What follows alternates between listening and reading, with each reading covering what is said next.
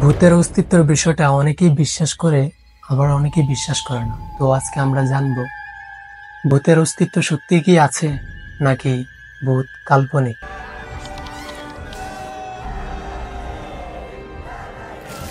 তো আর দেরি না করে ভিডিওটি শুরু করা যাক।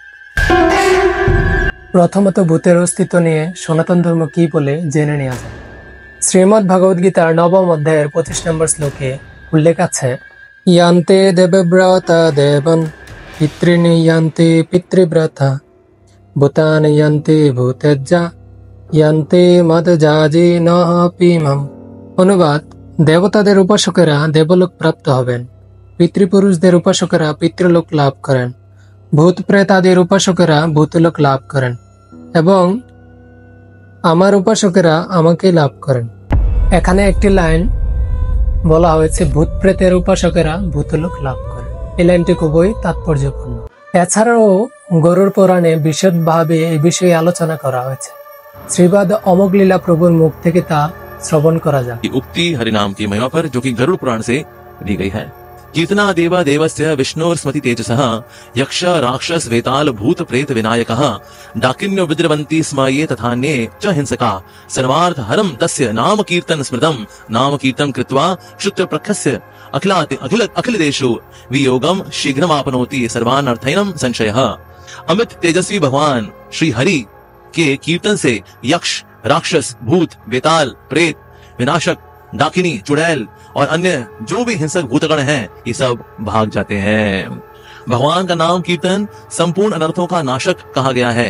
भूख प्यास में तथा गिरने लड़खड़ाने आदि के समय भगवान नाम का कीर्तन करके मनुष्य सारे अनर्थों से छुटकारा पा जाता है, इसमें संशय नहीं है। तो भूत प्रेत पिशाच ब्रह्म राक्षस इन सबका कल्याण कैसे होता है जी? ये भगवान के नाम से होता है। তো আমরা এর থেকে বুঝে গেলাম সনাতন ধর্ম অনুসারে ভূতের অস্তিত্ব অবশ্যই আছে। এখন অনেকেই কইব আমি বাস্তববাদী, আমি শাস্ত্র মানি না, আমি ভূত প্রেত বিশ্বাস করি না। তো তাদের জন্য কিছু সত্য ঘটনা তুলে ধরা যাক, যেগুলা দিয়ে মুভিও তৈরি করা হয়েছে। তো আমরা সেগুলো একটু দেখে আসি।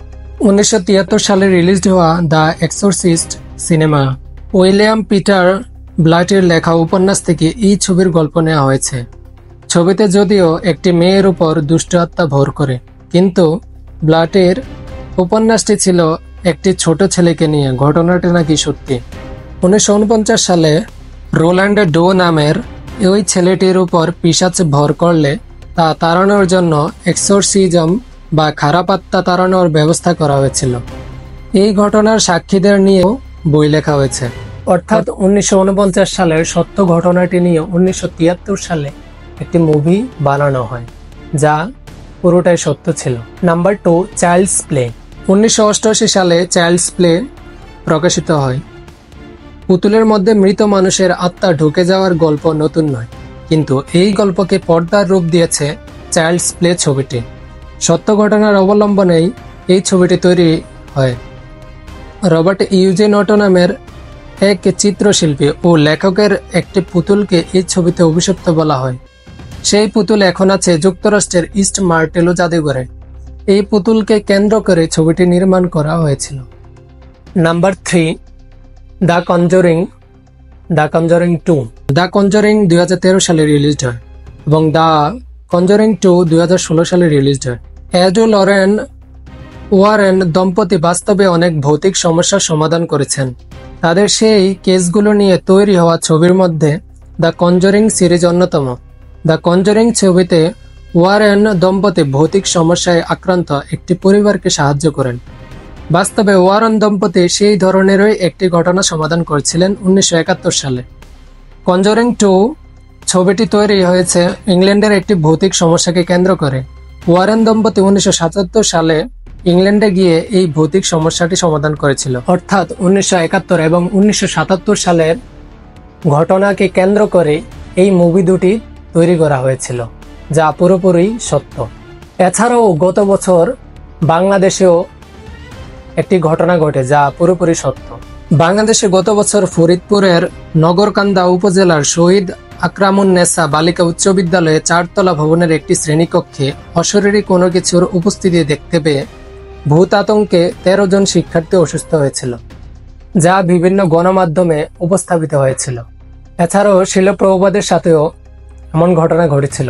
শিল প্রভুপাদ যখন গ্রন্থ ট্রান্সলেট করতেছিল তখন প্রভুপাদকেও ভূত নানাভাবে বিরক্ত করছিল। তখন শিল প্রভুপাদ ভয়ে ভীত না হয়ে উচ্চস্বরে হরে কৃষ্ণ মহামন্ত্র বলেন, ফলে তা শ্রবণ করে ভূত ভগবানের কাছে ফিরে যান। এছাড়াও বর্তমানে ভূতের অস্তিত্ব পাওয়ার জন্য বিভিন্ন যন্ত্রপাতি ব্যবহার করে থাকেন অনেকে। যাই হোক, পুরো বিষয় জানার পর আপনি কি মনে করেন, ভূতের অস্তিত্ব আছে নাকি নেই? অবশ্যই তা কমেন্ট করে বলবেন। তো আজ এ পর্যন্তই। নতুন কোনো বিষয় নিয়ে আপনাদের সামনে আসব। তো ততক্ষণ পর্যন্ত ফলো বা সাবস্ক্রাইব করে সাথেই থাকুন। হরে কৃষ্ণ।